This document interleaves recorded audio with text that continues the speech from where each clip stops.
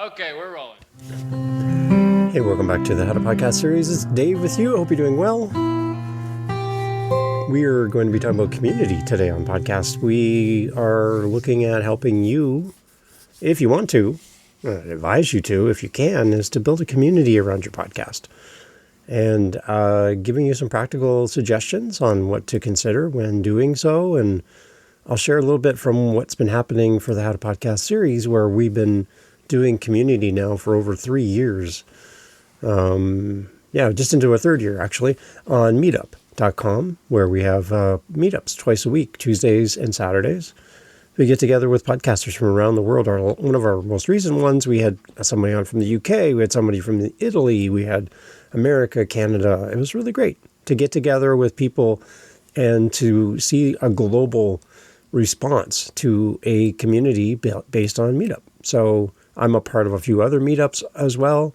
One in the UK, Mike's Podcast Club is another one. They get together once a month, but we're doing it twice a week. So we're like just kicking it here and love having time with people through the community built around this show over on meetup.com. If you're interested, I really believe that podcasters should not podcast alone. So be part of a community. If you don't have one, come borrow ours. howtopodcast.ca. There's a link right there. You'll see a picture of a bunch of people on a computer screen. And that's our meetup. Click it. You'll come right to our group. It's completely free. We don't sell anything. There's no cost to attend, and there's no sales funnel.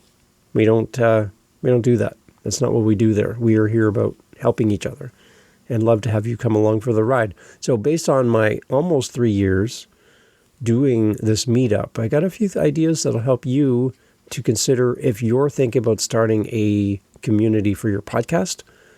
Hopefully these suggestions will help, and I'm glad you're here. When we talk about building a community around our podcast, what works best? What works is when it's intentional. And when you, as the creator of the community, design the culture, you, as the host of the community, model the behavior, and you protect the group as it grows. These are all key parts to building your online community or in-person community.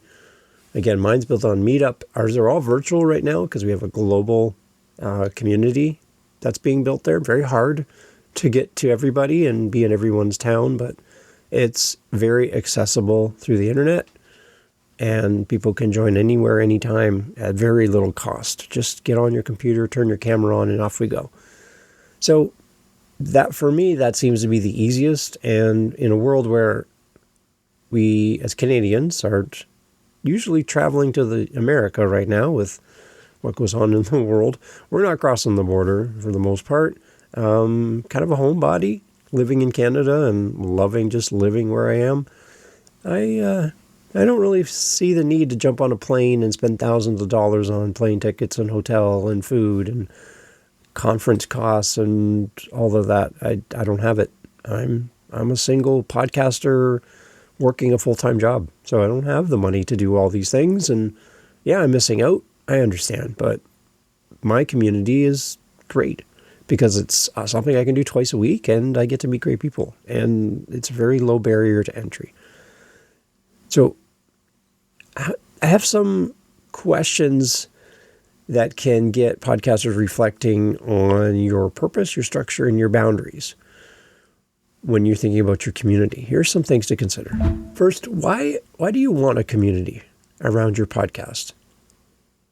Like, is it just because what you seems like everyone else has a community? That means you need a community? Or is there a deeper why to the rationale behind your desire to have a community for your podcast? Not every podcast needs a community, first of all. Got to say that right up front. You don't. It's not mandatory. Again, there's no rules. So if somebody's telling you you have to have a community for your podcast, then they're the wrong guru for you because they're trying to sell you something. So you don't have to have a community for your show at all. But if you do, this is where I want to help you. This is where I want to help you, give you some ideas. So there's a difference between a listener and a community member, right? The other part, too, of this is around the why of why you even want a community is what does success look like a year from now once your community is up and running? What is your success metric? What are you working towards by building this community? It's got to have a purpose. It can't just be an ego thing that you have a podcast community built around your mom podcast, right? If you're just doing it for ego, it's not going to last. It needs to have substance. And also, what kind of space do you want to host? Is it going to be kind of a teaching space? Is it going to be peer support where you get together with people like each other and help each other? Is it networking? Kind of like a online dating type situation, or a business after 5 where people would hand out business cards? Is it like a networking thing? Is it an accountability group? What is the kind of space that you're trying to build? And how will members know on that this is the group and this is why, this is the reason for its existence? How will they know that right from the beginning? What behavior do you want to see more of? You want people to share wins. You want people to ask questions. You want people to give feedback. And how will you explicitly encourage that kind of behavior within your group? You need to think about that right from the beginning. You need to set the tone from day one. How much time and energy can you realistically invest each week to welcome new members, start conversations, follow up, and run the group? Remember, you're creating a small town here. Small towns have needs. Somebody has to take care of this. Somebody has to take care of that. It doesn't run by itself. Just because you create something, give it a name, doesn't mean it exists. It requires your constant attention. It requires time, which means you have to let go of something. Me, I've let go of television. I don't watch TV. Maybe once a week for maybe an hour, maybe 2 hours. That's it. I'm done. I'm back to doing everything else. I've let go of entertainment and television. I like to be entertained. I like TV shows, but I find that I can do much, much more with my time on this planet than be passively sitting there watching a flat screen TV. So that's what I've given up. What are you giving up? And the one thing I guess I didn't realize right from the beginning, building my Meetup community, is how to handle conflict, how to handle people who are only attending to self-promote their own product and service, and how to avoid off-topic content before it happens or while it's happening. How do you handle these things? This is the part that's sticky. And this is the part where I've had to make some pretty, I don't know, jarring decisions around the people in my group. I'm a podcast coach, really. You could call me a guru, I guess. I don't have the white fancy cape, but I help podcasters. That's what I do. That's why I have that's why I have the show. I help people all the time. And I have paid services. I have coaching. I have editing services. I do all of this stuff. So when I have somebody come into the group who does something similar or promote somebody else who's my direct competition within my group, it's time for me to protect myself.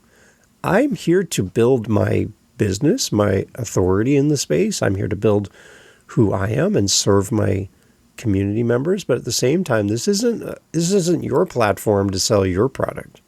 This is Dave's platform. So I have to make some pretty strict guidelines about people contacting each other after hours or outside of meetings and selling them products. I've had people come to me as members of my community and say, I'm getting a lot of emails from so-and-so from the group, and they just won't stop. I have to step in. I have to stop that for the sake of my group. Because if I don't, I'm going to have to deal with either people just leaving quietly and never telling me why, or upset people. And the dynamics that happen on screen, there's people who don't really like each other in the moment because they're being annoyed by people who are going beyond their boundaries. As a member of the community, they're now taking advantage of the community. And as a monitor and creator of a community, you're going to make some pretty hard decisions. I have had people who have tried to come onto my meetups and take over the conversation and take it in a totally different direction. I've had people come on and want to talk about one specific element of podcasting, which is, yes, it's important, but it's not the main thing. But anytime that they spoke and came off mic, that's all they wanted to talk about. And they were pretty adamant that they were the most important voice in the room. And you know what? No, you're not the most important person in the room. We're all important here. We're all part of this community. And no one person gets to take control. So I've had to ban people from my group. I've had people who are one thing I do for my community is every month I go and I sort my list of members by date from last visited. So the last time they came to Meetup, I can sort it and see how long ago it's been since they've signed up or even shown up and looked at the page, right? And if somebody hasn't looked at the page in 4 to 6 months, I just remove them. Every month, I just remove them. Why? They're inactive. To have a big number of people who have signed up for my group, there's been times where it's been over 200 people who have signed up with intentions of this is their Meetup group and they're interested, down to like 50 people, 70 people. I just keep culling the list. I keep taking people off that are inactive. They never show up. They never respond. They're just, I don't understand. They're just collecting Meetup groups, apparently. I just take them off. That's it. Maybe life has changed. Maybe they're busy. Maybe they're stopped their podcast. There's a lot of reasons why people leave, but inactivity is one of the things that I deal with as the creator of the group. And I get some backlash because people are like, why did you remove so-and-so? Well, they haven't been here in 5-6 months. But they're a good person. Yeah, but they're not here. I want active people. And even then, with the active people I have, 70 people, I get 5 to 10 people who are like core to the group. And then that's about it. So if you're not active in my group, I remove you. I don't care about a vanity number of a total number of people who are part of my group. Otherwise, I would never remove anybody. I just let everybody come. Then I can have some big inflated number and impress you. It doesn't impress me much, as Shania Twain has been quoted. So I just remove them. So that's my choice. That's how I run my community. I want to have a smaller group, and an engaged group is more important than a silent majority. That's how I do it. You have to be able to handle conflict, self-promotion, and off-topic content in your community. And you're going to have to make some hard choices. It's going to hurt, but it's for the sake of the group. Some best practices for starting from scratch when you're building a community, based on my 3 years with my Meetup. Here's some things to consider. When starting your community from scratch, one thing to consider is start with a clear promise right from the beginning. Define who this community is for and what they get that they can't get from just listening to your podcast. Like feedback on their podcast, tech help, and moral support, for example. And put this in your group description, in your welcome email, in your meeting intros, so expectations are aligned. Start with a clear promise. This Meetup, this community, this group of people, we meet for this specific reason, and make it clear. Also, make it safe and a judgment light space. Create simple, visible guidelines. Be respectful, no harassment, no hate speech, no spam. I've got no politics. Keep critiques constructive and respect privacy. No screenshots without consent, those kind of things. Then model it yourself. Thank people for some of the more simple beginner type questions. Share your own mistakes and regularly remind everyone that vulnerability is welcome. And I try to give voice to everyone that shows up, even if they're off camera and they're only on mic. They're just kind of in the background. Some people don't feel comfortable on camera, and I'm fine with that. You don't have to be on camera, on Zoom, within our community to be a part. But I do want to acknowledge them. I want them to know they're welcome to use the chat or contact me directly. I'm just thankful they're there. So acknowledge everybody, give everyone an equal time to speak. Don't let one person hog the mic. Make sure everyone has a chance to be a part of the community. Again, as a member of other communities, I sit on mute. I'm usually doing something else because they don't come to people often. They don't have more of a rich, robust group conversation. You get one or two voices who seem to be so important that they need to be the one to speak every time. And you got a lot of very talented people in the room who could also give input, but they don't get a chance because certain people hog the microphone and hog the attention. So just keep that in mind. Sometimes you need to silence the loudest voices and encourage the quieter voices. Also, design for participation and not performance. Structure your event so members talk more than you do. Small breakout prompts or roundtables, hot seat sessions or show audit sessions where the group gives supportive feedback and asks specific questions. What's the one thing you're stuck on this week? Rather than any questions, give it formats, give it context. It really helps.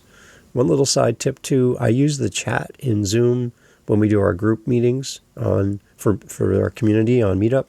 And I will throw in the chat, more recently I've been doing this, I will put in, like, if I'm going to go to you next, and I'll send you a private message through the chat and say, hey, we're coming to you after so-and-so, we're going to come to you next.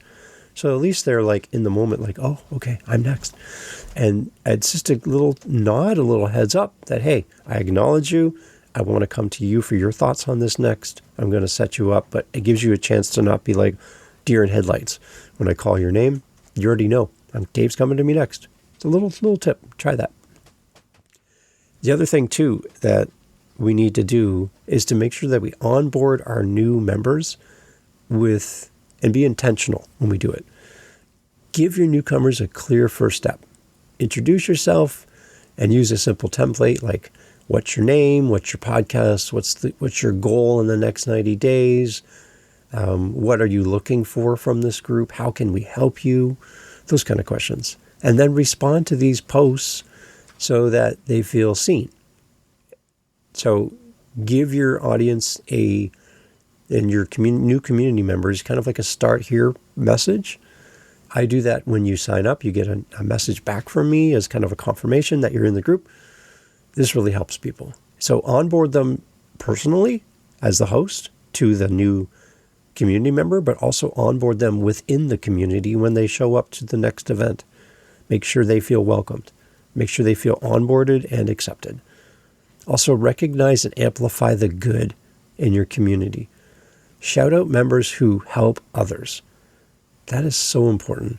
When you see your community starting to support each other and they're not prompted by you to do so, that's a sign of a healthy community. They care about each other, right? They have their own inside jokes. They have their own inside things that they share, commonalities, and they love working together. I've seen great relationships flourish through my Meetup, where people now work together and do projects together and support each other. And has nothing to do with the Meetup anymore. It's the fact that they found each other through my group. That's what I like to do, to be a connector. You can feature the people in the Meetups. You can mention them on your podcast.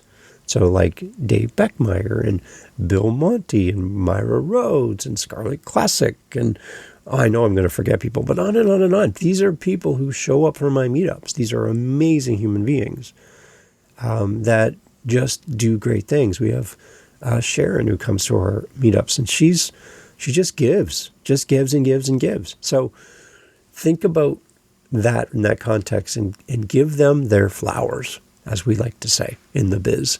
Give those people who show up in your community their flowers. Highlight them in their shows in your group. It teaches everyone what good citizenship looks like within an online community or an in-person community. You are the demonstration of what a good community looks like by how you show up.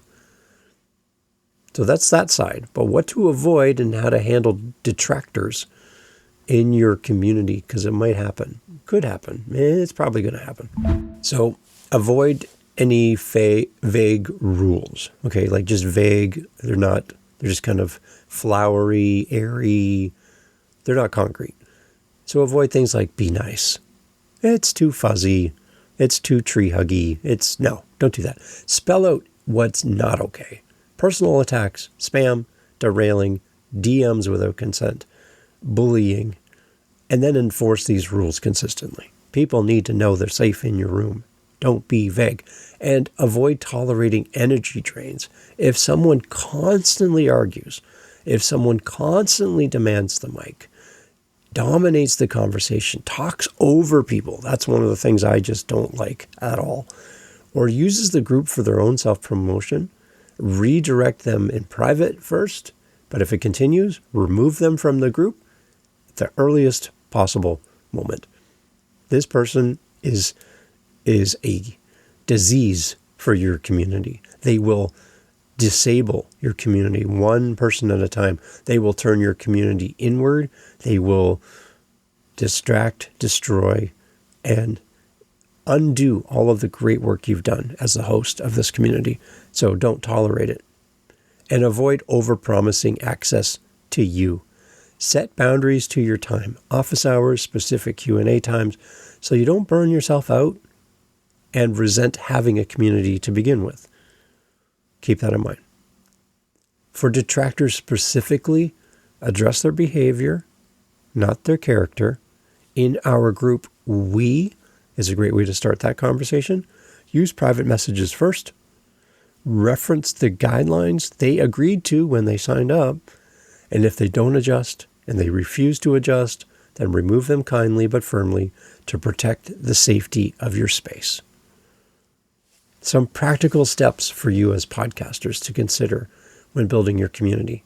These things are really going to help. First, define your community's purpose, promise, and 3 to 5 behavior rules. Keep it simple. Don't get flowery, don't get wordy.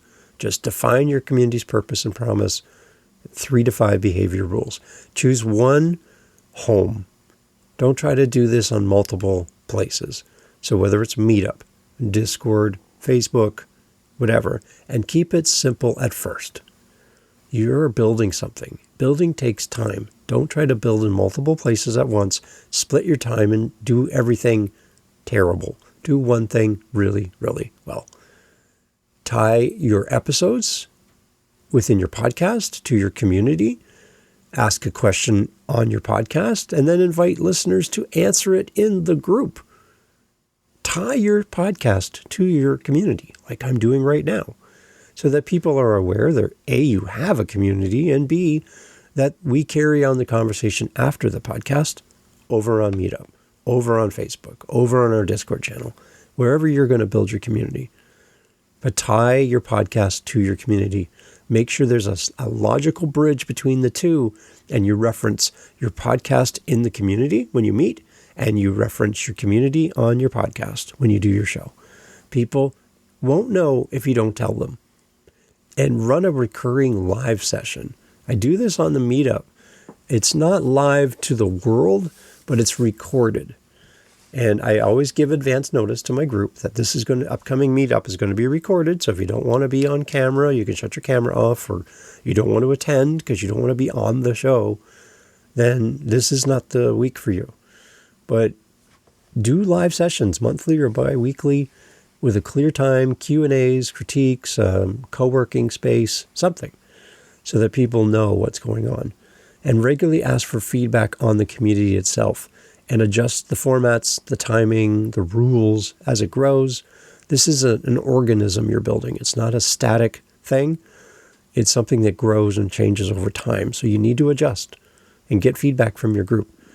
On Meetup, you can leave reviews for the group, ratings and reviews on Meetup, which help other new people to come and decide if that Meetup group will be good for them. So encourage those reviews and ratings from your community.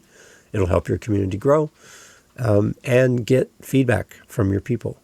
Have time with them. If somebody shows up early for your Meetup, turn the camera on and start early. Have a few moments with that person one-on-one before the rest of the community shows up. They showed up early. They made this a priority. Don't keep them off camera and hidden waiting in the waiting room. Spend some time with them. They're there. You jump in. Get on there and start talking to them before everyone else shows up. And then that'll make everyone else go, hey, wait, Dave's already talking to so-and-so. When they arrive, it feels like the conversation's already started. It makes people want to show up early too. So it helps. So when it's done well, as a podcaster, a community becomes the place where podcasters feel safe to be beginners for my group. But for whatever your podcast is, your community, so if it's a mom podcast, a dad podcast, a business podcast, a mental health podcast, whatever your show's about, you want your podcast community to be that safe place for people to come, especially new people, for people to share their next chapter and to bring each other along for the ride. I love it when my community promotes my community to other communities and says, if you love this, you're going to love Dave's How to Podcast Meetup. It's great. When your community goes out into the world and starts talking about your community, it's the same as people going outside into the world and talking about your podcast. It just works. It's awesome to have that kind of feedback and connection through your community. You're doing something right. When your community starts talking about your online or in-person community as their tribe, as their people, as their support, as their family, you've hit on something. In a world where people are lonely, people are disconnected, people are overly connected through devices, but disconnected with personalities and connection with others, your community can be that for someone. So even if there's only a handful of people who show up for you on a regular basis, and you do it once a month, once every couple months, whatever it is, whether it's a paid place like Meetup, it's costing me about $50 a month to run that. I pay for it all. Or it's a free place like Facebook. Pick a platform and start. You're going to have days where you're going to sit in rooms talking to yourself with no one around. I did that on my Meetup. Months. I sat there. I showed up. People signed up. I showed up. Nobody came, even though they signed up to come. And I sat there for 15, 20 minutes waiting and nobody came. Very discouraging when you first start. But I kept showing up. And then one day, somebody walked into the room virtually. And then they told somebody. And from there, it's just been growing. So for my Meetup, little self-plug, every Tuesday is open Q&A. There's no agenda. We talk about whatever you want to talk about. It's an hour long. It's 2 o'clock in the afternoon. I know it doesn't work for everybody. 2 o'clock Eastern Standard Time.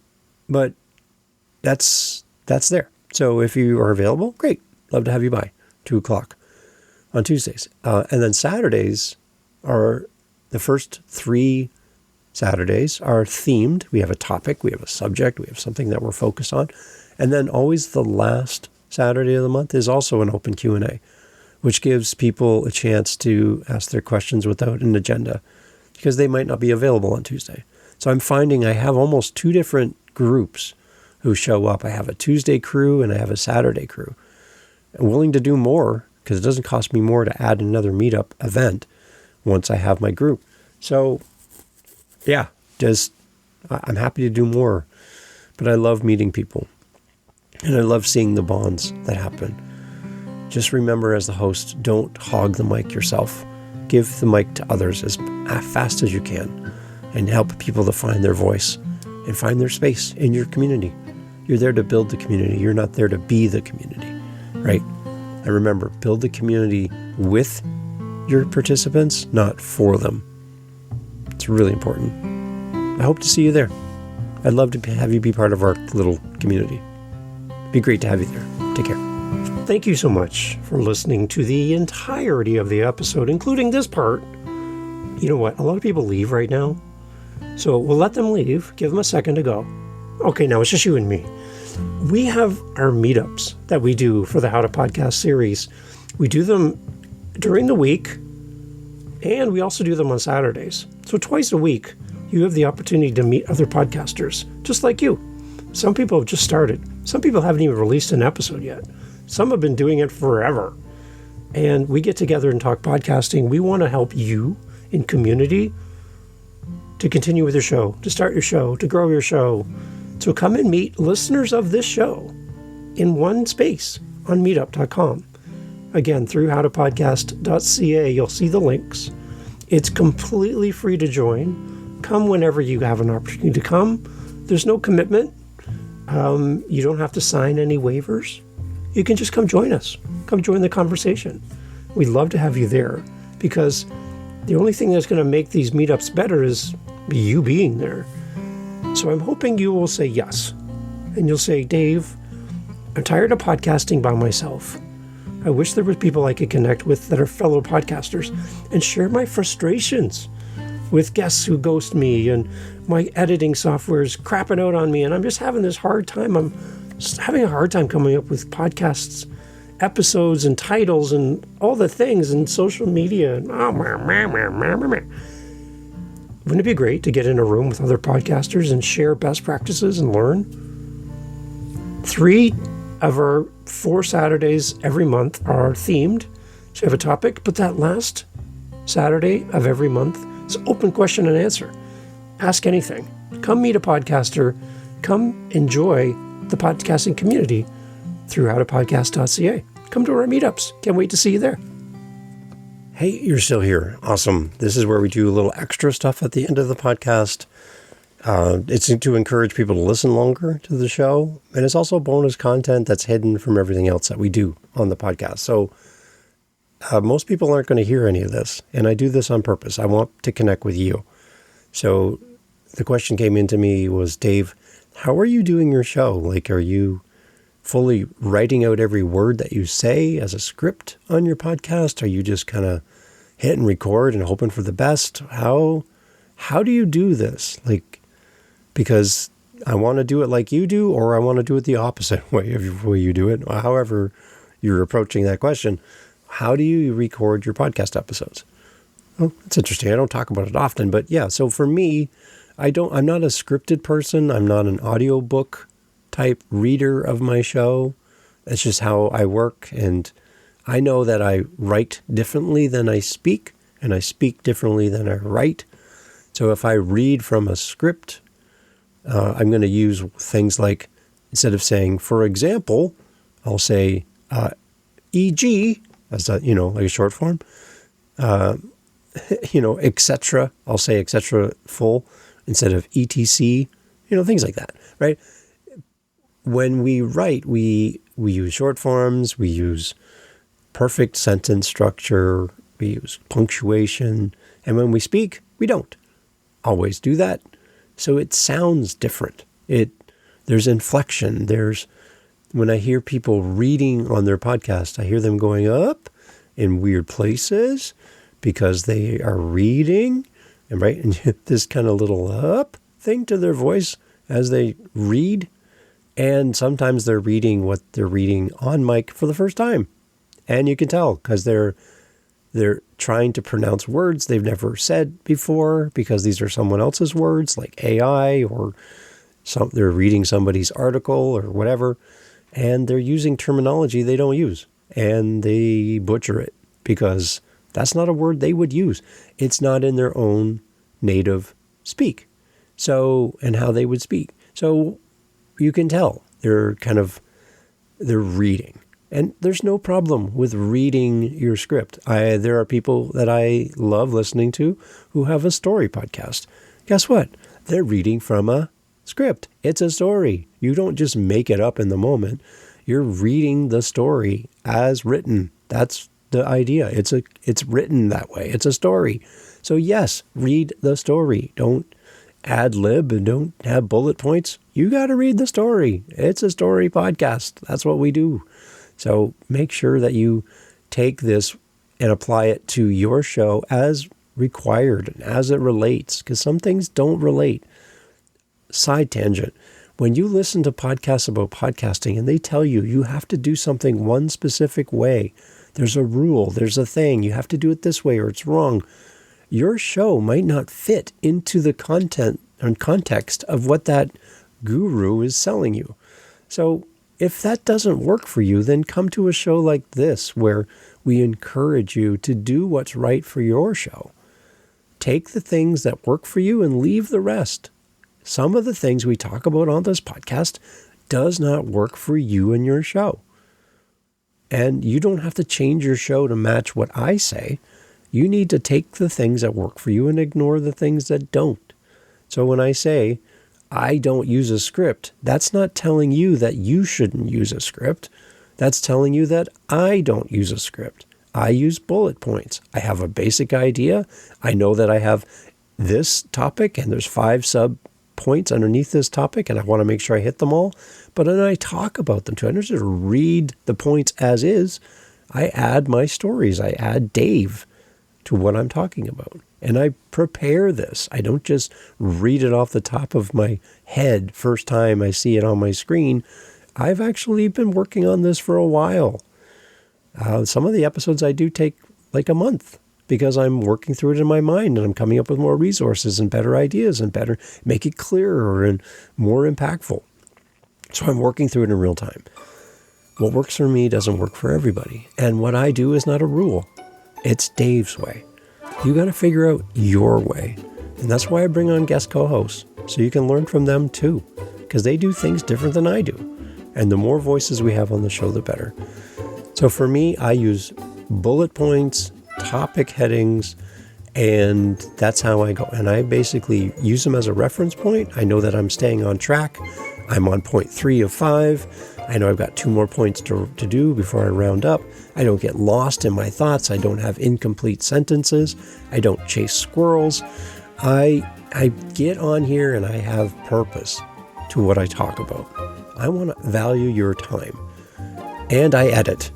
Oh gosh. Yes, I edit. I make sure that the show is as good as possible. Is it perfect? No.